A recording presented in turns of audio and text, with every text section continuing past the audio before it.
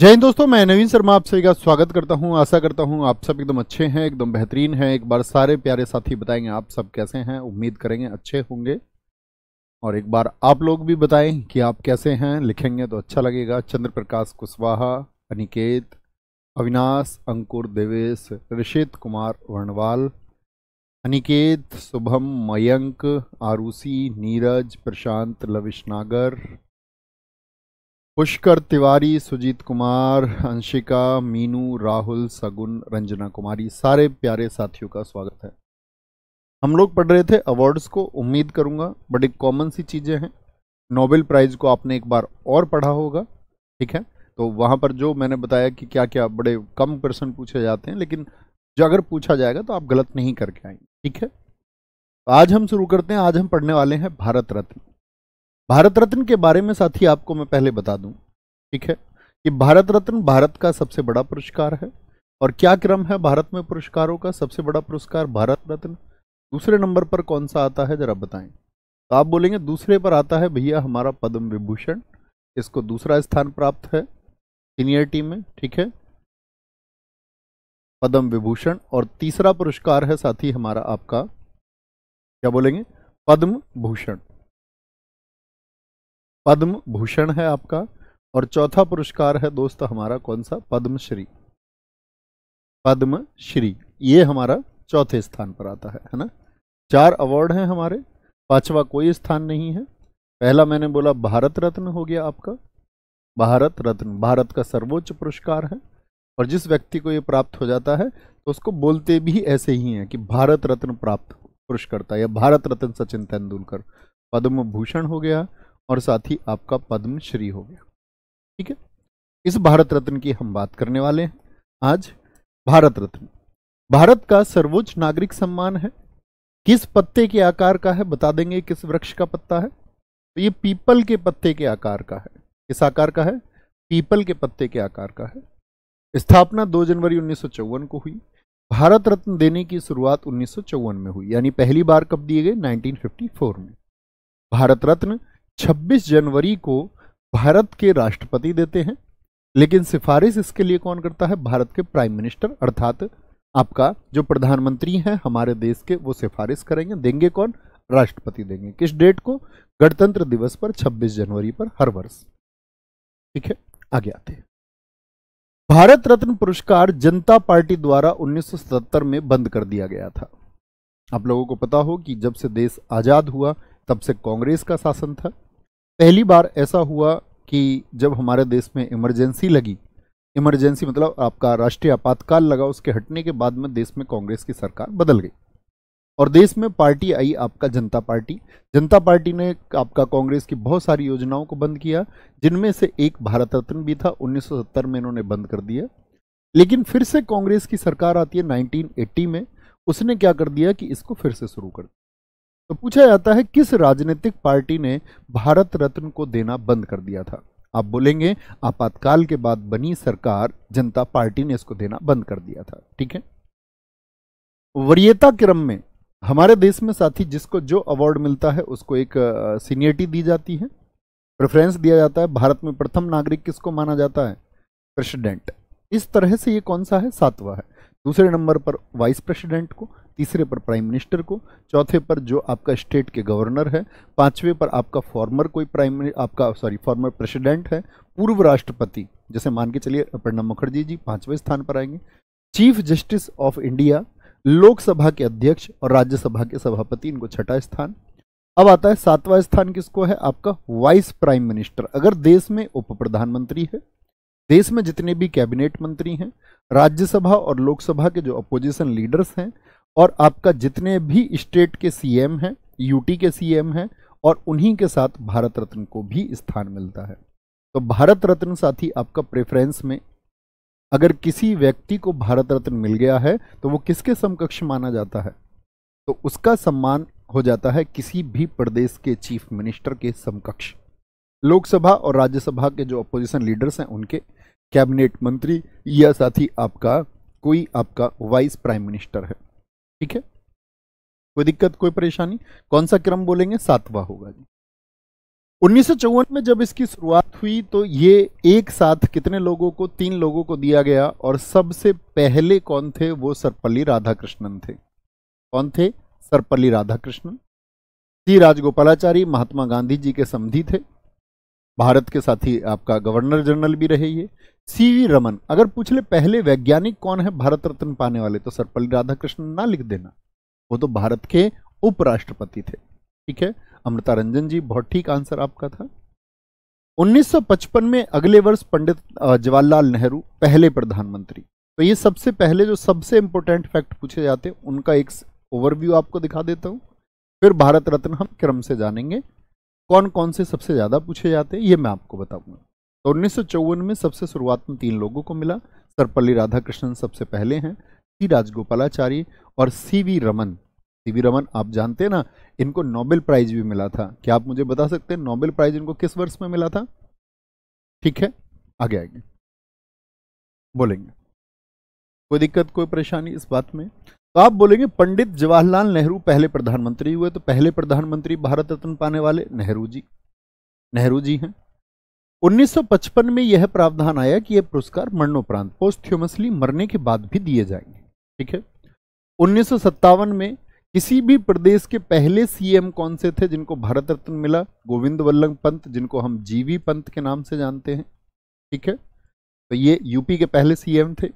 भारत के पहले राष्ट्रपति कौन है जिनको भारत रत्न मिला? तो ये सारे इंपोर्टेंट सिनेरियो हैं। राजेंद्र प्रसाद।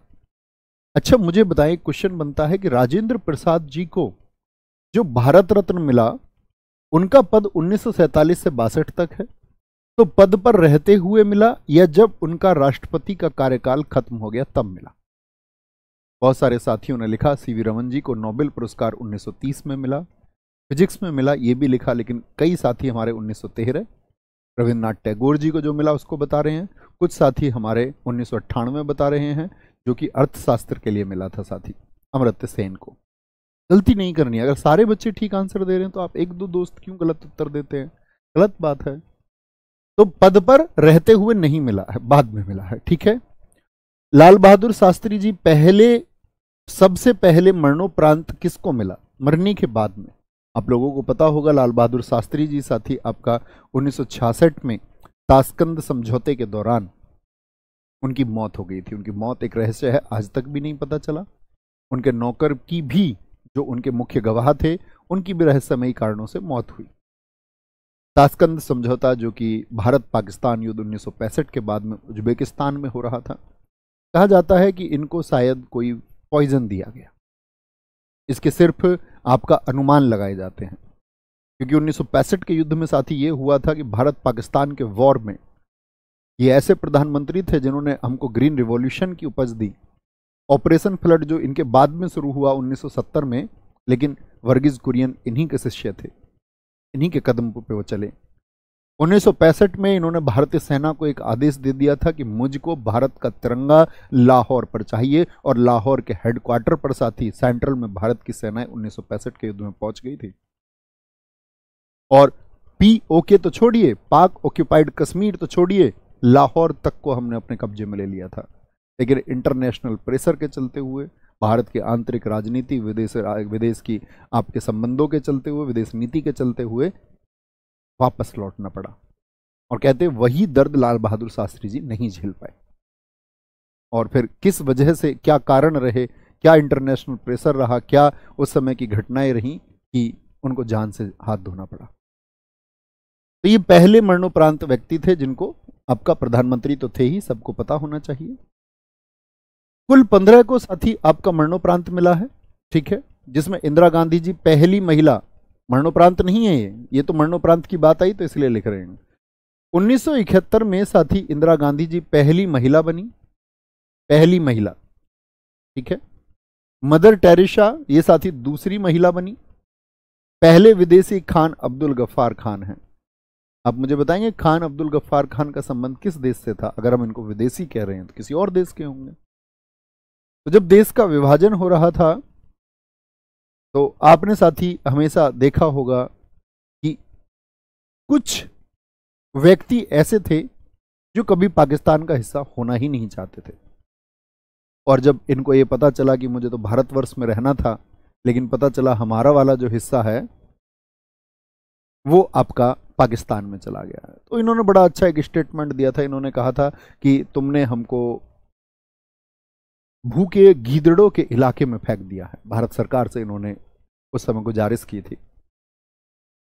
लाल कुर्ती आंदोलन चलाया, पाकिस्तान के बनने के एकदम खिलाफ में थे कि पाकिस्तान जैसा राष्ट्र नहीं बनना चाहिए, हम सब देश में हिंदू मुसलमान बहुत प्यार से रह सकते हैं, हमको तो बांटने की साजिशें की जाती हैं, ब्रिटिश सरकार ने की बंगाल विभाजन के द्वारा, भारत के दो टुकड़े करके भारत पाकिस्तान हिंदू मुसलमान का जो बीज है, हम लोग तो हमेशा से रह रहे थे कि बीज बोया सरकारों ने।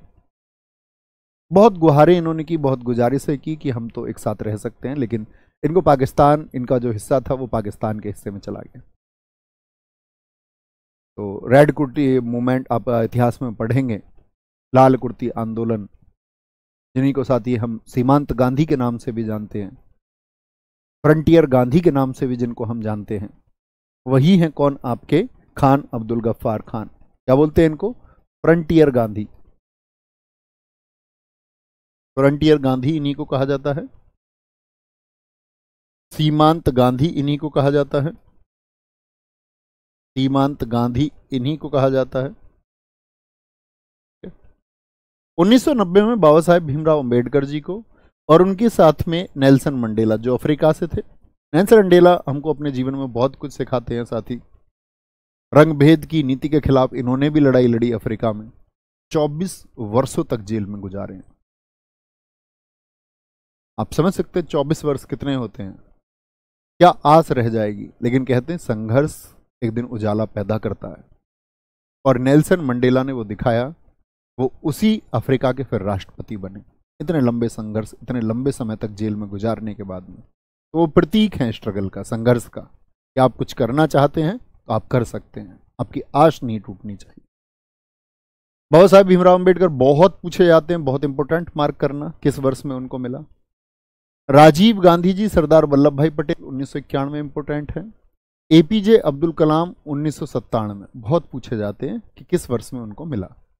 1998 स्टैटिक जीके में मैं आपको अक्सर बताता ही आया हूं। एमएस सुब्बुलक्ष्मी पहली गायिका। लता मंगेशकर जी 2001 में। सचिन तेंदुलकर जी सबसे कम उम्र में, मतलब जब इनकी उम्र 40 वर्ष थी तब इनको भारत रत्न मिला। CNR राव, ये रसायन के क्षेत्र से एक वैज्ञानिक थे। 2015 में मदन मोहन मालवीय और अटल बिहारी वाजपेयी। कई बार भारत रत्न पर सवाल भी उठते हैं। कहा जाता है कि जो पॉलिटिकल पार्टीज हैं, जो केंद्र में सत्ता में होती हैं, वो अपने लोगों को या राजनीतिक लाभों के चलते हुए भी कई बार भारत रत्न देती हैं। कई बार वो निष्पक्ष भी होता है, कई बार आरोप भी लगते हैं कि भैया इसको पाक्षिक तरीके से दिया गया। 2019 प्रणब मुखर्जी, ठीक है। अभी देखिए ये बीजेपी के शासनकाल में मिला, कांग्रेस के नेता थे। भूपेन हजारिका, कई बार इस तरह के संतुलन भी बनाए जाते हैं। असम के गीतकार नानाजी देशमुख महाराष्ट्र से, इन दोनों को मरणोपरांत मिला 2019। और अभी सबसे ज्यादा चर्चा में रहे 2024 में कुल कितने भारत रत्न दिए गए, ये आपके लिए आगामी परीक्षाओं में बहुत इंपॉर्टेंट डेटा रहेगा। क्वेश्चन बनेगा निम्नलिखित में से कौन वो व्यक्ति हैं जिनको 2024 में भारत रत्न नहीं मिला है। गया प्रसाद जी ने बड़ा अच्छा कमेंट लिखा है, a long walk to freedom, ये नेल्सन मंडेला की पुस्तक है। अमित कश्यप जी ने भी बहुत अच्छा लिखा है, भैया 2001 में बिस्मिल्लाह खान जी को भी मिला था। बहुत बढ़िया। एक साथी कह रहे हैं मोरारजी देसाई को कब मिला, अभी पढ़ेंगे हम सारे। कर्पूरी ठाकुर मरणोपरांत लाल कृष्ण आडवाणी, चौधरी चरण सिंह जी, MS स्वामीनाथन जी और PV नरसिम्हा राव भारत के फॉर्मर प्राइम मिनिस्टर थे। इन 5 लोगों को 2024 में मिला। अभी करंट अफेयर्स में आपने पढ़ा भी होगा, बहुत चर्चाओं में रहा। अब आते हैं क्रम से, एकदम क्रम से, फिर से पूरी लिस्ट है, ठीक है। क्या आप मुझे बता सकते हैं अब तक भारत रत्न प्राप्त करने वाले कुल कितने व्यक्ति हो चुके हैं? सर ये जरूरी नहीं है कि ओनली इंडियंस को ही भारत रत्न मिले। जी रवि, ये आपको समझना होगा, मैंने अभी दिखाया ना, प्रथम विदेशी, यानी विदेशियों को भी दिया जाता है, ठीक है। अच्छा, एक वर्ष में साथी कितने लोगों को मिल सकता है मैक्सिमम? ये भी 3 लोगों को। एस चंद्रशेखर, सीवी आपका क्या बोलेंगे, सी राजगोपालाचारी, सर्वपल्ली राधाकृष्णन हमने पढ़े। जवाहरलाल नेहरू जी मैंने बताया 1955 बहुत महत्वपूर्ण है। इनके साथ में ही एम विश्वेश्वरैया को मिला और डॉक्टर भगवान दास को मिला 1955, ये जरूर देखना, एक बार पढ़ लेना। 1957 बताइए, गोविंद वल्लभ पंत किस लिए मैंने आपको बताए थे, क्यों चर्चाओं में रहे? क्योंकि किसी भी स्टेट के पहले सीएम हैं जिनको भारत रत्न मिला। ठीक है। महर्षि डॉक्टर धोंदो केशव कर्वे, बहुत इंपॉर्टेंट है, 1958। दरअसल में जो धोंदो केशव कर्वे हैं, इनका जो जन्म हुआ था वो हुआ था साथी 1858 में, और ये एक महान व्यक्ति थे, इस देश में पैदा हुए। महान मतलब इन्होंने स्त्री शिक्षा, स्त्री सुधार, स्त्रियों की हालात कैसे बदले इस देश में, उसके लिए अपना पूरा जीवन लगाया। SNDT विद्यालय, श्री नाथीबाई ठाकर सी विश्वविद्यालय, जो महिलाओं का पहला यूनिवर्सिटी है इस देश का, वो इन्हीं के प्रयासों से खुला साथी। तो बहुत बार SSC ने पूछा है कि कौन वो व्यक्ति है जिसको उसके 100वें जन्मदिन पर भारत सरकार ने भारत रत्न दिया। ठीक है। SNDP विद्यालय, श्री नाथीबाई ठाकर सी विश्वविद्यालय, SNDP नहीं, SNDT। 1991 पुरुषोत्तम दास टंडन, विधान चंद्र राय। विधान चंद्र राय याद है, इनकी याद में हम कौन सा दिवस मनाते हैं जरा बताएं? चिकित्सा दिवस याद है, ये बंगाल के सीएम भी रहे थे। 1962 पहले राष्ट्रपति राजेंद्र प्रसाद। 1963 जाकिर हुसैन और पांडुरंग वामन काणे। 1966 अभी बताए लाल बहादुर शास्त्री जी, सबसे पहले मरणोपरांत है। इंदिरा गांधी जी को क्यों याद रखना जरूरी है जरा बताएं? इंदिरा गांधी जी को तो आप कहेंगे कि ये पहली महिला हैं। जी विनय सिंह यादव जी पूछ रहे हैं, भारत रत्न एक साल में केवल 3 ही लोगों को दिया जाता है मैक्सिमम, कम को भी दिया जा सकता है। ठीक है, कम को भी दिया जा सकता है, लेकिन इस बार जब 2024 के लिए घोषणा हुई तो भारत सरकार ने इसके भारत रत्न के प्रावधानों को बदला, और प्रावधानों को बदल के कहा कि इसकी अधिकतम संख्या केंद्र सरकार के अनुसार प्रधानमंत्री की सिफारिश पर राष्ट्रपति घटा बढ़ा सकते हैं। 2024 में वो रूल ब्रेक हो गया 3 वाला। ठीक है। वीवी गिरी, कुमार कामराज मरणोपरांत थे। मदर टेरेसा, मैंने आपको बताया था कल कि इनको नोबेल प्राइज कब मिला था, जरा आप आंसर करें, नोबेल प्राइज इनको कब मिला था? 1 वर्ष पहले चर्चाएं हुई तो भारत सरकार ने भी भारत रत्न दिया। विनोबा भावे जी को भारत रत्न कब मिला? 1983। खान अब्दुल गफ्फार खान पहले विदेशी। 1990 बाबा साहेब भीमराव अंबेडकर, नेल्सन मंडेला, अभी आपको बताए। यहां पर देखिए एक साथी का प्रश्न था, मोरारजी देसाई को कब मिला? 1991। और मोरारजी देसाई को भारत का तो सर्वोच्च पुरस्कार मिला ही, साथ में निशान पाक भी उनको, जो कि पाकिस्तान का सर्वोच्च पुरस्कार है, वो भी मिला।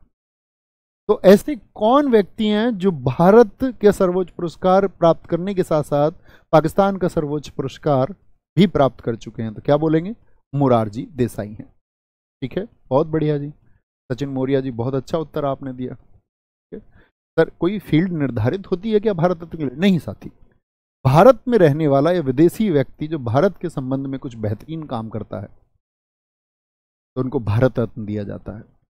देखते हैं जिसने इस भारत की सोसाइटी को बदलने के लिए, भारत में किसी भी क्षेत्र में अपना जीवन इस बात के लिए समर्पित किया है कि भारत आगे बढ़े, या भारत को विश्व पटल पर उसने सम्मान दिलाया है कि यहाँ की जनता के अधिकारों के लिए लड़ाई लड़ी है, तो कहते हैं कि वो भारत रत्न पाने के लायक है। मौलाना अबुल कलाम आजाद 1992 इंपोर्टेंट है कि दरअसल में जो भारत रत्न देने वाली कमेटी है उसका एक सदस्य हुआ करते थे। भारत सरकार ने इनका नाम लिया 1992 में कि इनको भारत रत्न दिया जाएगा।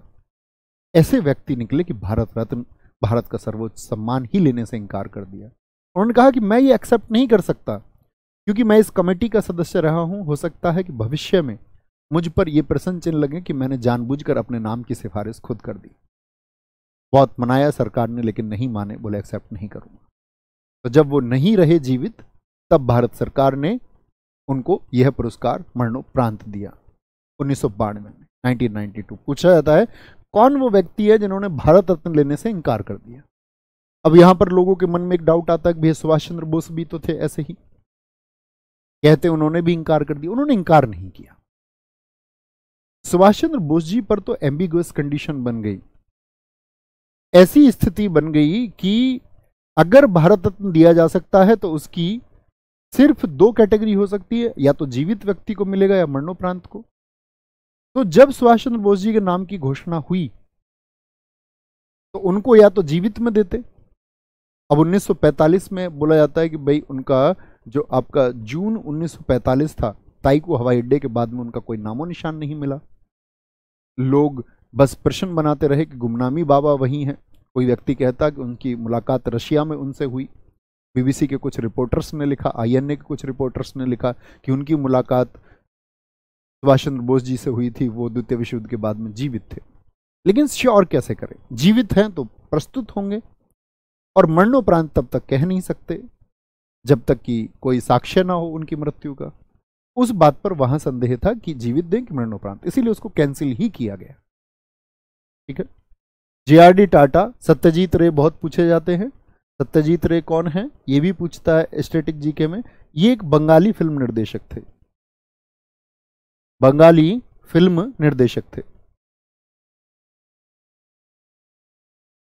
कौन थे ये? बंगाली फिल्म डायरेक्टर थे।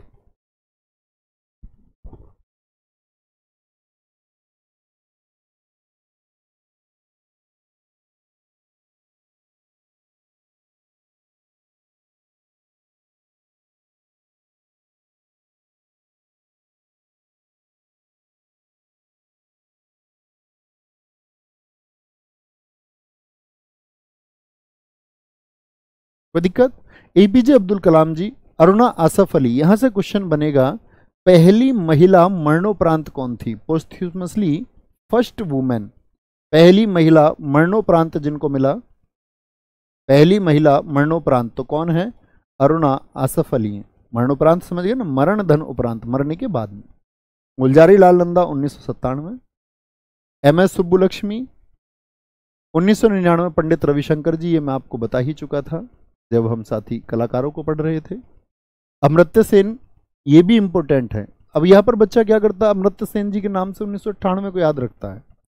इकोनॉमिक्स में सबसे पहले किसको मिला? ठीक है, बोलेंगे भी फटाफट से, क्या बोलेंगे? किसको मिला? अमर्त्य सेन को मिला। तो उनको मिला 1998 में नोबेल। उसको देख लेना, भारत रत्न मिले 1998, टिक ना कर देना। बहुत बढ़िया, बहुत शानदार। रीमा कुमारी जी, बहुत अच्छा उत्तर लिखा है। सत्यजीत रे को 1992 में ऑस्कर का लाइफ टाइम अवार्ड दिया गया। ऑस्कर अवार्ड मिला सत्यजीत रे को 1992 में। मैं ऑस्कर भी बताऊंगा। सर धोनी ने 3 ट्रॉफी देश को दिलाई है तो उनको क्यों नहीं मिला? दोस्त मैं नहीं देता ना, आपके और मेरे कहने से भारत रत्न नहीं दिए जाते।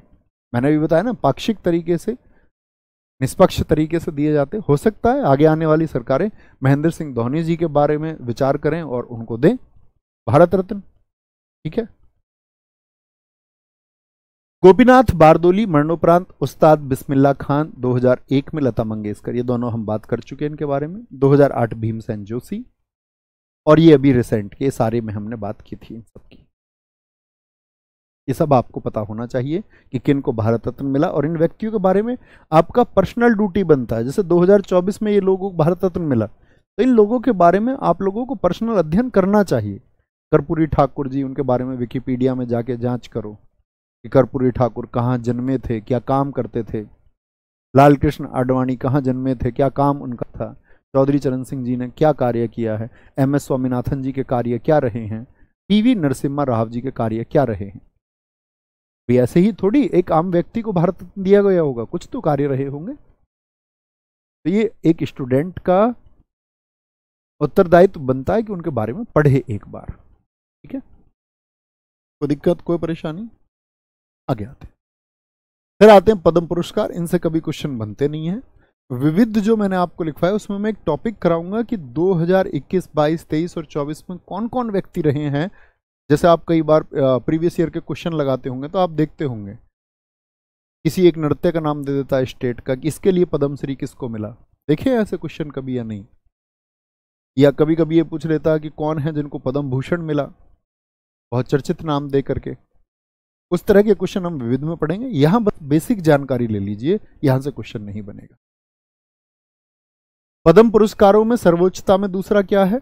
ये पद्म विभूषण है, मैंने आपको बताया, किसी भी क्षेत्र के लिए दिया जाता है, सरकारी कर्मचारी को या किसी भी क्षेत्र में। पद्म भूषण क्या है? ये थर्ड है। पद्म श्री क्या है? ये फोर्थ है। ठीक है, पद्म श्री क्या है? ये फोर्थ है, और ये किसी भी क्षेत्र के लिए दिए जाते हैं। पद्म विभूषण की बात करते हैं। 2024 में जो पद्म विभूषण मिले वो साथी कितने व्यक्तियों को? संख्या मत भूलना, 5 लोगों को। पद्म भूषण कितने व्यक्तियों को दिया गया 2024 में? 17 लोगों को। ये मैं आपको विविध में कराऊंगा सारी चीजें। और पद्म श्री 2024 में कितने लोगों को? 110 लोगों को। तो क्या मैं आपसे पूछ सकता हूं कि 2024 में कुल पद्म पुरस्कार कितने दिए गए? तो कुल पद्म पुरस्कार का मतलब है उसमें पद्म श्री भी शामिल है, उसमें पद्म भूषण भी शामिल है, और उसमें पद्म विभूषण भी शामिल है। तो क्या बोलेंगे भैया, कितने लोगों को मिला बताएं भैया? 132 लोगों को मिला। 132, 110 और 17 127 और 5 132 लोगों।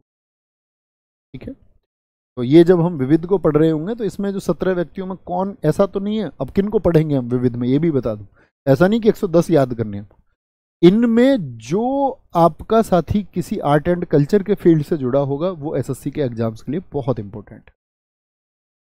ठीक है, कोई दिक्कत? एम वेंकैया नायडू पूर्व उपराष्ट्रपति हैं। वैजंती माला अभिनेत्री हैं। पद्मा सुब्रमण्यम नृत्यांगना हैं। Chiranjeevi south actor. बिंदेश्वर पाठक मरणोपरांत मिला, इनको टॉयलेट मैन ऑफ इंडिया कहते हैं। ऐसे क्वेश्चन को एसएससी फटाक से पकड़ लेगा आपके अपकमिंग एग्जाम्स में। Who is the toilet man of India? जिसने भारत को शौच मुक्त चलाने के लिए, बाद में तो सरकारों ने मुहिम चलाई, लेकिन कौन वो व्यक्ति था जिसने इसके लिए अपना जीवन दिया? बिंदेश्वर पाठक है। ठीक है, स्टडी करना उनके बारे में। तो इनके बारे में कौन कौन व्यक्ति आर्ट एंड कल्चर से रहा, ये हम जानेंगे। फिर आते हैं साथी वीरता के पुरस्कार। वीरता के पुरस्कार भारतीय थल सेना, वायुसेना, नौसेना के वीर और साहसी सैनिकों को, और इसके अलावा जो हमारी पैरामिलिट्री फोर्सेस हैं, अर्धसैनिक जो बल हैं, उनमें भी अगर किसी का वीरता का प्रदर्शन हुआ। अब वीरता का प्रदर्शन कहां? वीरता का पुरस्कार हैं ये सारे युद्ध के मैदान पर। वीरता के पुरस्कार कौन कौन से? एक तो साथी आपका परमवीर चक्र, तो ये कब दिए जाते हैं? युद्ध के मैदान पर एक सैनिक की क्या परफॉर्मेंस रही युद्ध के दौरान। युद्ध के दौरान कैसे भैया? During war. जैसे मैंने बोला भारत पाकिस्तान का विभाजन हो रहा था तो 1948 में विभाजन के बाद में झगड़े हुए। जैसे 1962 चाइना से हमारा युद्ध हुआ, 1965 भारत पाकिस्तान का युद्ध हुआ, 1999 में कारगिल की लड़ाई हुई। ये ड्यूरिंग वॉर है, युद्ध के दौरान है। बहुत बढ़िया, बादल पूछ रहे थे मोहम्मद शमी को भी मिला है ना भारत रत्न? नहीं, मैंने आपको सारे दिखा दिए, अब अलग अलग नाम लिख के नहीं। ऐसे तो आपके जहन में कई लाख नाम आ सकते हैं, तो जो मिले हैं वो दिखा दिए गए हैं। ठीक है, मोहम्मद शमी को साथी स्पोर्ट्स की कैटेगरी में मिला। ठीक है सर, मैंने आपके बारे में पढ़ा है कि आपके फेवरेट प्लेयर महेंद्र सिंह धोनी है। नहीं साथी, गलत पढ़ा है आपने। बहुत अधिक क्रिकेट नहीं देखता ना मैं खेला। जैसे कहते नहीं है, हमारे टीचर्स कहते थे खेलने से बुद्धि का विकास होता है। तो मैं ये सोचता था एक टाइम तक जब मैं नहीं खेला, मतलब गांव में हमारे भैया थे बड़े, उनको क्रिकेट का बड़ा शौक था, मतलब वो खेले हैं, यूनिवर्सिटी लेवल पे खेले हैं। आगे हमारी स्थिति ऐसी नहीं थी घर की खेल पाए, तो हमारे पापा ने विरोध कर दिया। एक बार तो वो लेके गए, हमारी दीदी ने दिलाई भी थी उनको सफ़ेद पैंट टी शर्ट पर, वो होता ना क्रिकेट वाला पजामा, हेलमेट वेलमेट। दीदी हमारी ट्यूशन पढ़ाती थी, तो एक बार का तो हो गया। फिर दरअसल में तभी 12th का रिजल्ट आया तो उनके परसेंटेज 59 रह गए, मतलब फर्स्ट डिवीजन से 1% उनका कम रह गया। तो हमारे पिताजी ने उनका सब कुछ बंद करवा दिया, खेलना वेलना। अब मैं उनसे 3 क्लास नीचे था, 9th में, तो सीधी सी बात है मेरा खेलना तो बंद हो ही जाना था।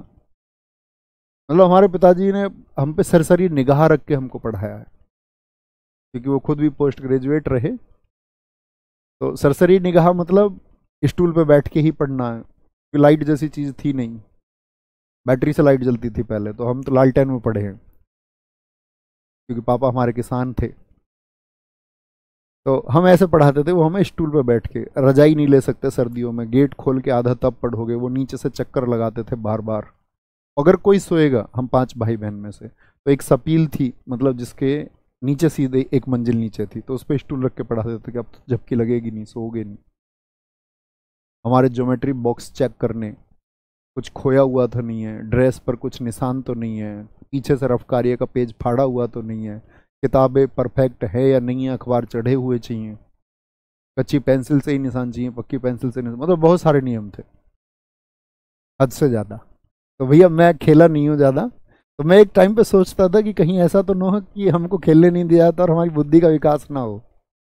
लेकिन फिर हमें पता चला कि हमारे लिए जितने कठिन नियम उन्होंने बनाए और जितने कठिन तरीके से वो हमारे साथ पेश आए, हालांकि उनसे हम अब भी ज़्यादा बात नहीं हो पाती, अब भी हम उनसे प्यार से कुछ नहीं कह सकते, ठीक है, और वो कुछ कह सकते हैं, हमारी उतनी हिम्मत अभी भी नहीं होती, क्योंकि उनके रिजर्व वर्ड्स है। रिजर्व वर्ड समझते हो, बहुत कम बोलने वाले हैं वो, मतलब कम बोलते हैं। और हिंदुस्तान में अक्सर होता भी है, बहुत कम ऐसे पापा हैं जिनको उनके बेटे के साथ बहुत अच्छा गोलमेल का विनर्म एक रिलेशन हो, एक गैप रहता ही है, अभी भी वो गैप है, आप समझ रहे हो, मतलब अभी तो कुछ मतलब थोड़ा वो विनर्म हो गए हैं उतने, मतलब अब उन कोई दिक्कत नहीं है, जैसे जो कुछ करना है वो करो, उन डिसीजंस में वो हमारे साथ हैं।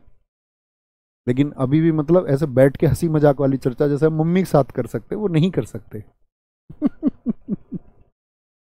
तो भैया हम सोचते थे कि यार विकसित ना हो, फिर हमें पता चला नहीं, डिसीजन ठीक था। एक उम्र में जो पढ़ने की उम्र होती है उसमें अधिकतम घंटे पढ़ना, और मुझे खूब याद है अपने 10th का, मैं टॉपर रहा हूँ 10th में, 12th में, अपनी इंजीनियरिंग में। गवर्नमेंट जॉब ना लग पाने के बहुत सारे कारण हैं, शायद पुराने छात्र जानते होंगे कि अपने जीवन के लगभग 5 साल बड़े विषम परिस्थितियों में गुजरे, बहुत सारे ऐसे फॉल्स केसेस, गांव की रंजिश जो मेरे जन्म से पहले की थी वो उभर के आई। अभी सब कुछ ठीक है, अभी कोई ऐसा चीज़ नहीं है, तो कम से कम बहुत सारे चार्जेस लगे कि इन्होंने यहाँ गोली चला दी, ऐसे ये वो, मतलब फॉल्स केसेस बहुत सारे बनाए गए। जब मैंने सीपीओ मेरा हुआ था 2016, जब मैं मतलब तैयारी के दौरान अपनी में था, मुझे ऐसा लगता था कि सीपीओ मुझे ज्वाइन नहीं करना है। एनटीपीसी हुआ था मेरा 2015 वाला, क्योंकि जब मेरी ग्रेजुएशन हुई हुई थी। फिर हमने ड्रीम बनाया था अपना यूपीएससी का कि तैयारी करेंगे, वो सब छोड़ के, और घर वाले उसमें साथ थे कि तैयारी करो, फिर वो तैयारी हो ही नहीं पाई कभी। मतलब तैयारी क्या नहीं हो पाई, मतलब पढ़ते रहे बस, एग्जाम कभी देने को मिला ही नहीं, अप्लाई नहीं कर पाए, क्योंकि अभी भी कई केसेस में एफआर है कोर्ट के द्वारा। फिर अभी लास्ट टाइम अभी मतलब लगभग 15 दिन पहले एक बची हुई है, लगभग 13 झूठे मुकदमों में कोर्ट की तरफ से एक फाइनल रिपोर्ट आती है, वो मुझे मिल गई। फिर तो अपनी ज़िंदगी फिर ऐसे ही रहेगी, खाली कि ट्यूशन पढ़ा सकते हो और गवर्नमेंट जॉब तुम कर नहीं सकते और कुछ कर नहीं सकते, तो अपना जीवन यापन तो ऐसे ही चला उस दौर में, ट्यूशन पढ़ा पढ़ा के। ठीक है, बहुत सारे लोग लिख रहे हैं मैं अपने पिताजी के साथ बैठ भी नहीं सकता, ऐसा ही होता है भाई। कोई नहीं, एक दिन आप बहुत कामयाब होंगे और नहीं भी बहुत सारी बातें होंगी तो कोई दिक्कत नहीं है। बस सीधी सी बात है, आपका आपके पिताजी के लिए प्यार आपके दिल में होना चाहिए, भावनाएं होनी चाहिए, और आपके काम ऐसे होने चाहिए कि वो आपके ऊपर गर्व करते हों। आप कभी कोई ऐसा काम मत करना जिससे उनकी गर्दन नीची हो या वो कलंकित महसूस करें, हमेशा उनको गौरवान्वित महसूस कराना है। और ऐसा सिर्फ ऐसे नहीं होगा कि गवर्नमेंट जॉब आप लग जाए, न जाने कितने ऐसे लोग हैं जो सरकारी नौकरी लग गए और उनके कृत्यों की वजह से जब रिपोर्ट आई कि बेटा भ्रष्टाचार में शामिल था, सस्पेंड कर दिया गया, तो पिताजी की गर्दन अपने आप नीची हो गई, अगर ईमानदार आदमी रहे होंगे तो। जब गांव ने कहा होगा कि तुमने घर, बेशक उन्होंने अपनी मेहनत से बनाया, जब किसी ने कहा हो कि नंबर 2 के पैसे से बना है, तो उस तरह के कार्य नहीं होने चाहिए। ठीक है सर, आप यूपीएससी की तैयारी कर रहे? नहीं भाई साहब, मैं कर रहा था, अभी नहीं, अभी कुछ नहीं तैयारी कर रहा, अभी सिर्फ आपको पढ़ा रहा हूँ पिछले लगभग 5 सालों से, 2019 से सिर्फ पढ़ा रहा हूँ। मतलब कॉम्पिटिटिव एग्जाम का 2019 से, उससे पहले मैं मैथ और साइंस ही पढ़ाता था बस, वो मैं 10th से ही पढ़ाता था। आए आगे, तो समझे, युद्ध के दौरान परमवीर चक्र वीरता के लिए दिया जाने वाला सर्वोच्च पुरस्कार है। अगर किसी को परमवीर चक्र मिला है यानी युद्ध के मैदान में उसकी परफॉर्मेंस बहुत शानदार, सबसे बेहतरीन रही। यह वॉर के टाइम पर, यह लिखा हुआ है, परफॉर्मेंस के लिए दिया जाता है। तो पहला अवार्ड कौन सा है? परमवीर चक्र। स्थापना 26 जनवरी 1950। 26 जनवरी 1950 से इसको परमवीर चक्र नाम दिया जाने लगा, उससे पहले इसको विक्टोरिया क्रॉस कहा जाता है। विक्टोरिया क्रॉस सबसे पहले ये मेजर सोमनाथ शर्मा को मिला। परमवीर चक्र पाने वाले पहले व्यक्ति कौन है? मेजर सोमनाथ शर्मा। भैया इनकी उपलब्धि क्या थी? इनकी उपलब्धि साथी ये थी कि जब भारत पाकिस्तान का विभाजन हुआ तो आप लोगों को पता है पाकिस्तान ने बहुत सारा क्षेत्र भारत का जो है वो जबरन तरीके से, जिसको पाक ऑक्यूपाइड कश्मीर हम कहते हैं, घेरने का प्रयास किया। तो भारत की तरफ से जो सैन्य दल गया उनको खदेड़ने के लिए, उसकी जो लीडरशिप थी वो सोमनाथ शर्मा जी के हाथ में थी, और उसी दौरान इन्होंने अपने प्राण गंवाए, उसी दौरान। ठीक है। जीवित रहते हुए परमवीर चक्र पाने वाले पहले व्यक्ति कौन है? वो करमवीर सिंह हैं, जिनको जीवित रहते हुए मिला। इनसे बड़े कम क्वेश्चन बनते हैं, आपको क्रम याद रखना है। अब तक कुल कितने व्यक्ति हैं? जो 21 लोग हैं जिनको परमवीर चक्र दिया जा चुका है, जिसमें से 7 ही आदमी जीवित हैं। 14 व्यक्ति ऐसे हैं जिनको मरने के बाद में वो सम्मान मिला। मरने के बाद में सम्मान का मतलब होता है फिर उनके फैमिली मेंबर्स रिसीव करते हैं। कितना प्राउड मोमेंट रहता होगा। हालांकि दुख और दर्द एक किनारे पर होता है, लेकिन एक बच्ची को या किसी की पत्नी को अगर वो अवार्ड दिया जा रहा है वीरता के लिए कि अब ना रहे लेकिन वीर थे, दुख दर्द एक तरफ है, वो ताकत अदम्य साहस का जो परिचय उसका वो मेडल है पीवीसी, जिसको फिर वो फैमिली रिसीव करती है। 1999 में कारगिल युद्ध में परमवीर चक्र पाने वाले कौन कौन है? ग्रेनेडियर योगेंद्र यादव, आप लोगों को पता ही है कितनी सारी गोलियां इनको लगी, कहते हैं 19 गोलियां इनको लगी, फिर भी जीवित रहे। और बड़ी कंट्रोवर्सी भी हुई कि वो योगेंद्र यादव कोई और थे, इनको गलत नाम से दे दिया गया, उस तरह की बातें भी चली। Rifleman Sanjay Kumar, lieutenant Manoj Kumar Pandey, captain Vikram Batra, ये 4 लोग हैं साथी जो 1999 के कारगिल युद्ध में परमवीर चक्र पाए थे। इनके ऊपर तो मूवी बनी, बताना कौन सी मूवी बनी कैप्टन विक्रम बत्रा के ऊपर? शायद पिछले वर्ष आया, उससे पिछले वर्ष आई थी। ठीक है, आगे महावीर चक्र, परमवीर चक्र हुआ पहला साथी। दूसरा अवार्ड कौन सा है? ड्यूरिंग वॉर, क्या बोलेंगे? महावीर चक्र है। इसको एमवीसी बोल सकते हैं, हाँ या ना, यस और नो। पीवीसी परमवीर चक्र, एमवीसी महावीर चक्र। यह वीरता के लिए, देखो पीछे इसकी पट्टी लगी हुई थी, यहां पर ध्यान से देखना, ये पट्टी क्या है? बैंगनी कलर का है। अब जैसे जैसे इसकी सीनियरिटी घटती जाएगी, जैसे दूसरे नंबर पाएगा महावीर चक्र, तो कितनी पट्टी होगी देखना, कितने रंग हैं? सभी साथी देख करके बताएं कितने रंग हैं। दूसरे नंबर पर महावीर चक्र है। ये वीरता के क्षेत्र में दूसरा बड़ा पुरस्कार है। सबसे पहले ब्रिगेडियर राजेंद्र सिंह जी को मिला, तीसरा आता है वीर चक्र। इसमें 3 पट्टी आ जाती है, पहला परमवीर चक्र, दूसरा महावीर चक्र, तीसरा वीर चक्र, और चौथा होता है वीएसएम। वीएसएम होता है विशिष्ट सेवा मेडल। परमवीर चक्र, महावीर चक्र, वीर चक्र, विशिष्ट सेवा मेडल, ये सभी पुरस्कार किस समय पर दिए जाते हैं? युद्ध के समय प्रदर्शन के लिए। बोलेंगे फटाफट से, आगे आएंगे, बोलेंगे कितने दिए गए? आपका विशिष्ट सेवा मेडल।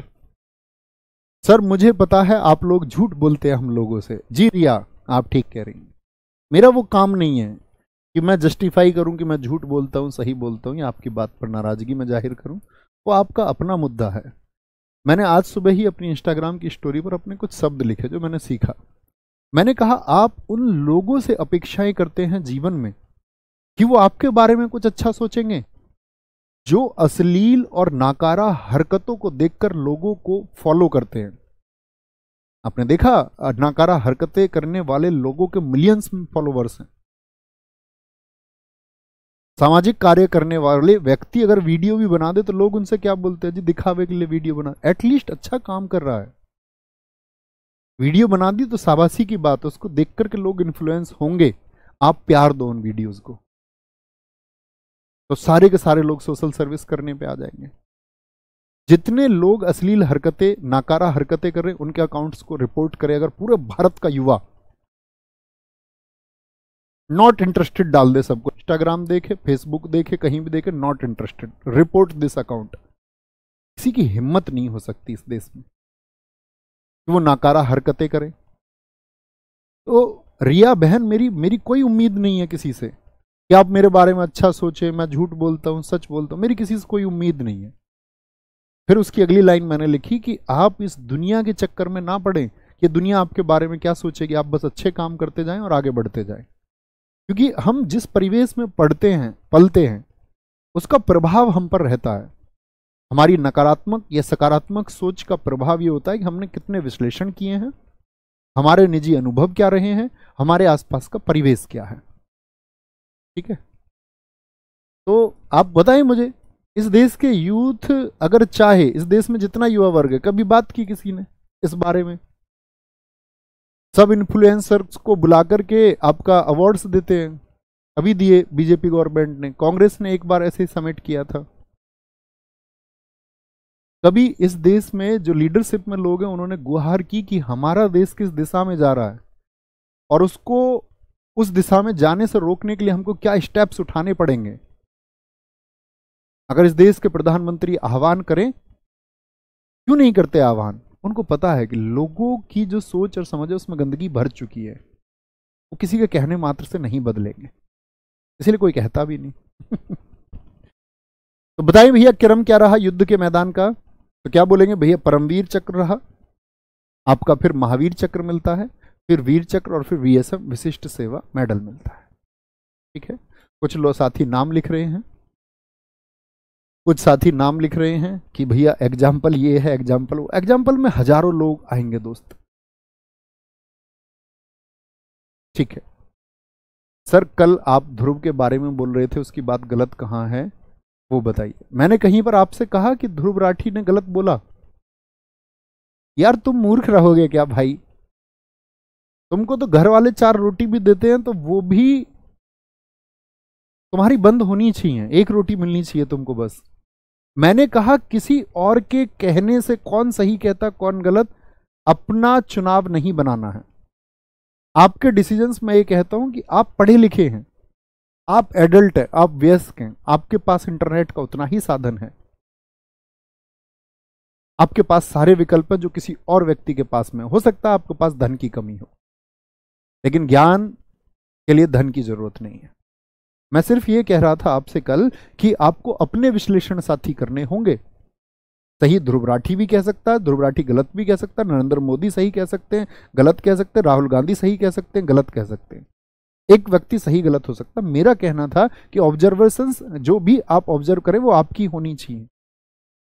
अब देखो, इसीलिए तो बेकार है बात करना। अब तुम लोग तात्पर्य ही नहीं समझे उस बात का। अब एक ने मेरी ही सोच और समझ पर प्रश्न चिन्ह गलत उठा दिया कि भैया कहाँ गलत थे। आप कभी मिलने आएंगे साथी मुझसे तो चर्चाएं करेंगे इस बारे में, आए जैसे, है ना, आए एक बार मिलेंगे, जो भी मन के डाउट्स हैं सिलेक्शन लेके आप आएंगे तो हम बैठ के चर्चाएं करेंगे। मिलना आके अकेले में, ऐसे भीड़ भाड़ में मिलोगे तो बात ही नहीं हो पाएगी। ठीक है, कोई दिक्कत कोई परेशानी? आगे आएंगे। अब आया शांति के समय सर्वोच्च वीरता पुरस्कार। अच्छा भैया, वो तो हमने बताया कि युद्ध चल रहा हो, शांति के समय से क्या वीरता होगी? जैसे मान के चलिए आपके स्कूल में आग लग गई तो कोई तो बच्चा होगा। हमारा दोस्त था एक गौरव राठी, छोटे बच्चे, जब हम स्कूल में आग लगी तो उन्होंने क्या कर दिया, आपका वो तोड़ लिया, कार्बन डाइऑक्साइड वाला सिलेंडर, सारी आग बुझा दी। सब बच्चे बाहर भाग गए, एक बच्चे ने आग बुझा दी तो उसके लिए सम्मानित किया गया। वहां युद्ध थोड़ी है, कोई ऐसी परिस्थिति है कि जहां पर आपको साहस दिखाना था और आपने दिखाया। शांति के समय सर्वोच्च वीरता पुरस्कार किसको मिला? नंबर 1 अशोक चक्र। शांति काल का मतलब ये साथी आपका क्या बोलेंगे, युद्ध के समय का नहीं है। स्थापना 1952 में हुई। अशोक चक्र पाने वाली प्रथम महिला नीरजा भनोट है। बहुत बढ़िया, क्योंकि जब एक पैन एम फ्लाइट थी आपका, उसको हाईजैक कर लिया गया, वहां पर ये इन्होंने वीरता का परिचय दिया, आतंकवादियों से भिड़ी और इनकी मौत भी हो गई। अब देख सकते हैं फोटो में ये कितनी सुंदर थी। एक मूवी बनी इनके जीवन पर, सोनम कपूर द्वारा संचालित। सोनम कपूर उसमें अभिनेत्री थी, नीरजा नाम से। संघर्ष दिखाया गया। इंटरव्यूअर्स ने उनकी माँ से पूछा नीरजा से, मैं सुंदर कह रहा हूं उस बात का क्या मतलब है, भाव समझना एक माँ के। तो उनसे पूछा गया मूवी कैसी थी, उन्होंने कहा मूवी बहुत अच्छी थी, लेकिन सोनम कपूर के बारे में उन्होंने कहा कि वो एक्ट्रेस मेरी बेटी से ज़्यादा सुंदर नहीं है। आप देख भी सकते हैं। और सुंदरता के साथ साथ में साथी इस देश के नागरिकों की सुरक्षा के लिए उन्होंने अपनी जान दी, अपने कर्तव्य का वहन किया। तो क्या बोलेंगे, अशोक चक्र पाने वाली प्रथम महिला नीरजा भनोट हैं। अशोक चक्र का पहले नाम अशोक चक्र 1 था। एसएससी ने बहुत बार पूछा है कि इसका नाम 1961 में अशोक चक्र 1 से सिर्फ अशोक चक्र कर दिया गया, 1 हटा दिया गया। कितनी पट्टियां बीच में देख के बताइए जरा, पट्टी देख के बताइए, लाइन कितनी है, 1 लाइन है। अशोक चक्र हुआ। अशोक चक्र पाने वाले व्यक्ति आपको याद करने की जरूरत नहीं, नर बहादुर थापा, बचित्तर सिंह, सुभाष विश्वास। नंबर 2 पर आता है कीर्ति चक्र। कितनी पट्टियां हैं देखिए, तो इसको पहले बोलते थे अशोक चक्र 2, और थर्ड वाले को क्या कहते होंगे, अशोक चक्र 3rd। तो आप कहेंगे पहला नाम इसका अशोक चक्र 2 था, 1967 से इसका नाम कीर्ति चक्र कर दिया गया। तो सारे के सारे नाम कब बदले हैं, बोलो पहला कौन सा हो गया, अशोक। अब मैं आपसे जानना चाहूंगा तीसरा पुरस्कार कौन बता सकता है मुझे अगली स्लाइड पर जाने से पहले। कीर्ति, पहले इसको अशोक चक्र 1 कहते थे, इसको अशोक चक्र 2 कहते थे। ये शांति काल के दौरान कौन सा है, दूसरा बड़ा चक्र है। तीसरा साथी आएगा शौर्य चक्र। तो क्या बोलेंगे, अशोक पहला जो अशोक चक्र 1 था, कीर्ति पुरस्कार दूसरा जो अशोक चक्र 2 था, और शौर्य तीसरा जो अशोक चक्र 3rd था। पुराना नाम इसका अशोक चक्र 3rd था, और इसका भी नाम कब बदला गया। तो एसएससी ने बहुत बार पूछा है कि अशोक, कीर्ति और शौर्य चक्र के नाम अशोक चक्र 1, अशोक चक्र 2 और अशोक चक्र 3 से क्या कर दिए गए, आपका अशोक, कीर्ति और शौर्य कर दिए गए। तो क्या ईयर, 1967। सर ये अविकसित बुद्धि के बच्चे हैं। नहीं, अविकसित बुद्धि के बच्चे नहीं कह सकते इनको, सबका अपना थॉट प्रोसेस हो सकता है, वो अपनी बातों को पुट कर सकते हैं। मैं तो अगर तुमको बुद्धू कहता हूं तो इसका मतलब ये थोड़ी है कि तुम बुद्धू हो। हमारी सोच और समझ विकसित होती है। रामानुजन जो बिल्कुल पढ़े लिखे नहीं थे, उन्होंने साथी जिन्होंने कोई स्कूली शिक्षा नहीं ली 3200 थ्योरम्स लिखी। तो आप कब बदलेंगे वो इंपॉर्टेंट। अभी तक आप कैसे हैं, आपका थॉट प्रोसेस कैसा है, डेवलप है या नहीं है, पॉजिटिव माइंडसेट के नेगेटिव माइंड जैसे भी हैं, उससे कोई मतलब नहीं है। आप बदल के अपने आप को ट्रांसफॉर्म करके कैसा करेंगे, ये बात महत्व की है। कितनी पट्टी हो गई, तीसरे में 3 हो गई। चौथा होता है JRM, जीवन रक्षा पदक। तो वहां पर कौन कौन से बताए थे, परमवीर चक्र युद्ध के दौरान, महावीर चक्र, वीर चक्र और विशिष्ट सेवा मेडल, ये क्रम याद रखना है। और यहां पर कौन कौन से बताए थे, आपका अशोक चक्र, फिर कीर्ति चक्र, फिर आपका साथी शौर्य चक्र, क्या था, शौर्य, और 5वां JRM, जीवन रक्षा मेडल, किसी के जीवन की रक्षा करने के लिए। डूबते हुए व्यक्ति को किसी ने बचा लिया तो JRM दे दिया जाएगा उसको, ठीक है। अगली क्लास हमारी शुरू होगी लिटरेचर अवार्ड से। लिटरेचर यानी कि साहित्य के क्षेत्र में जो पुरस्कार दिए जाते हैं, लिटरेचर अवार्ड्स, लिटरेचर अवार्ड्स, ठीक है। यहां से शुरू करेंगे, एक बार रिवीजन करना चीजों का, ठीक है। बहुत बढ़िया, बहुत शानदार, वेरी गुड विवेक भाई। सर मैं आपके बारे में सब कुछ सब कुछ कैसे जान लोगे भाई, सब कुछ जानने के लिए तो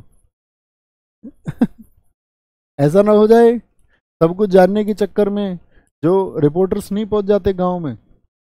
अवध ओझा सर के साथ हुआ, अवध ओझा सर ने एक वीडियो बना दी थी, उन्होंने कह दिया जो मकान बनाओ तो गांव में बनाओ, इतना बड़ा मकान बनाओ कि पड़ोसी भी घबरा जाए, बेशक शहर में रहते हो। रिपोर्टर्स उनके गांव में पहुंच गए, उन्होंने नहीं बनाया हुआ ऐसा मकान,